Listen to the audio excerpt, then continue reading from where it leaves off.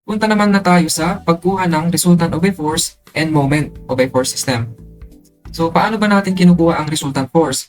Tawag natin sa pagkuha ng resultant ng isang force or ng force system is vector composition or addition. And may dalawang way yan. It's either you use the graphical method or the analytical method. So, paano ba sinasagawa itong graphical method? Itong graphical method, kakailanganin natin mag-scale dito.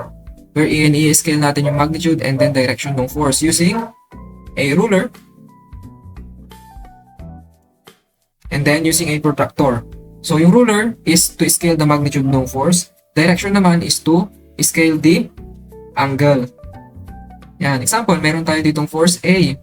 And then, itong force A na to is 5 Newton.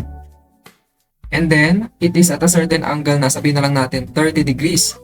So, una nating i-measure dyan is yung 30 degrees using the protractor. So, siguro marunong naman tayo gumamit ng protractor. And then, para naman sa 5 Newton, sabi natin sa scaling, 1 Newton is 1 cm. So, dito, susukat ka ng 5 cm. And then next, let's say meron tayong force B na naman, which is 4 Newton. At a certain angle, sabihin natin 10 degrees. So, again, from the head ng ating arrow, susukat ka dito ng 10 degrees using the protractor. And then after mo malocate yung angle niya, susukatin mo yung 4 Newton. And then 1 Newton is 4 cm. And then you will do that so on and so forth lang.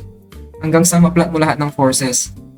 Let's say meron ditong force A, B, and then C. After mo may plot yan, gusto mo nang kunin yung resultant. Para makuha yung resultant, you will just measure the start point at saka yung end point. So itong linya na to. And to solve for the magnitude of the resultant, susukatin mo lang yung distance na yan. And let's say may nakuha ka dyan na, kunwari lang, 10 Newton o 10 cm pala, no? Therefore, that is just equal to 10 Newton. Para naman sa direction, which is the angle, sukatin mo lang. Let's say from the horizontal, nakuha mo 7 degrees. Therefore, the direction is negative 7 degrees. Ganun lang. Kumuha ng resultant using the graphical method.